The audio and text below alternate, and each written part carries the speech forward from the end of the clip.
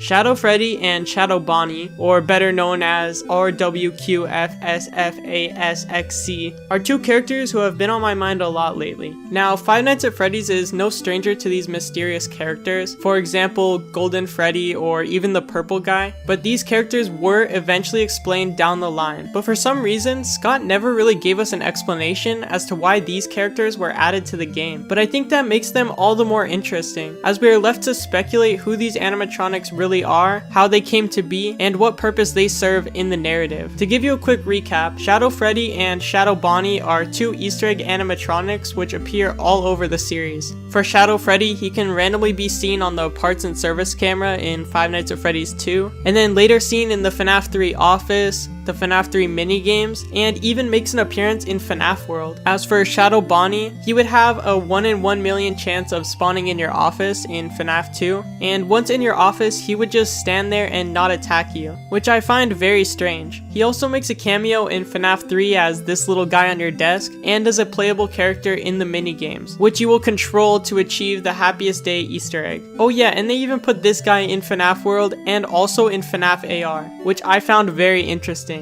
So who are these guys exactly? Well, the only thing we really have to go off of is their character designs. Shadow Bonnie is seen as a black silhouette of Toy Bonnie, but is also interpreted as being purple in things like the mini games in FNaF 3 and also in the Funko Pop, which I find really weird. And for Shadow Freddy, he is a purple version of Golden Freddy. One thing a lot of people in the community have pointed out is that since the only two Shadow characters we see in the series are using the Bonnie and Freddy character models, that they could be a reference to possible past victims of Springlock failures. This would make sense because we all know that the only two Springlock suits made were the Fredbear suit and the Spring Bonnie suit, so this connection would make sense. In one of the FNaF 3 phone calls, we actually hear that Fredbear's Family Diner had multiple Springlock failures before Springtraps, so this theory doesn't actually sound too far-fetched. And the fact that Scott decided to include this in the call makes me wonder if it was a hint towards these characters. The only problem with this theory is that the Shadow Bonnie model is actually the Toy Bonnie model, but this could just be because Scott had not modeled a Springtrap suit up to this point, and possibly planned for him to look similar to Toy Bonnie originally. But what's up with these guys? I always found it very weird that he won't attack the player. This begs the question, are these animatronics real spirits or simply hallucinations the Night Guard is seeing? One thing that kind of disproves that they are hallucinations is the fact that Phantom Freddy is not only seen in FNaF 2 but also in FNaF 3, and with each game featuring two separate Night Guards, that wouldn't really make sense. However, we have seen hallucinations carry over throughout Night Guards. For example, the Paper Pals are actually in both games, so I'm not sure about this. The fact that the Shadow animatronics also have a way of influencing the mini-games is really intriguing, with both of them interacting with the player to help them achieve the happiest day. Shadow Freddy is seen leading us around the building, whereas Shadow Bonnie is seen glitching throughout the map. It also makes me think that these spirits might be good spirits that do not want to hurt the player but instead help them, which is something we have never really seen before and would be a cool thing to set these characters apart. Some interesting facts about Shadow Freddy is that in the game files he's actually called Crumpled Freddy Suit,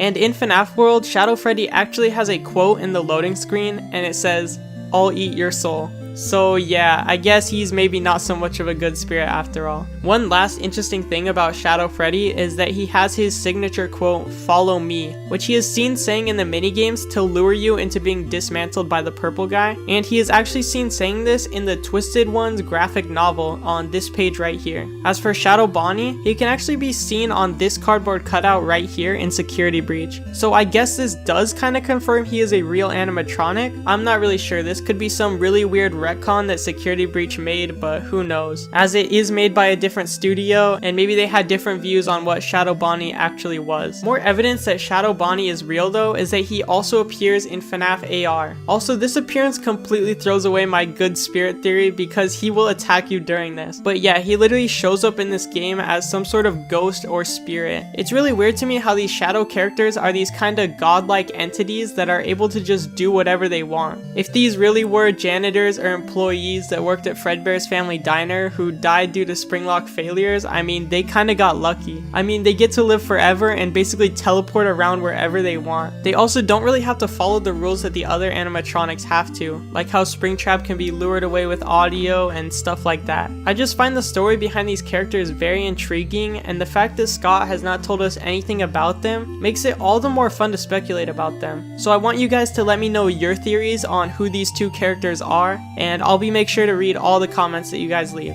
Anyways, thank you guys for watching, and I'll see you next time.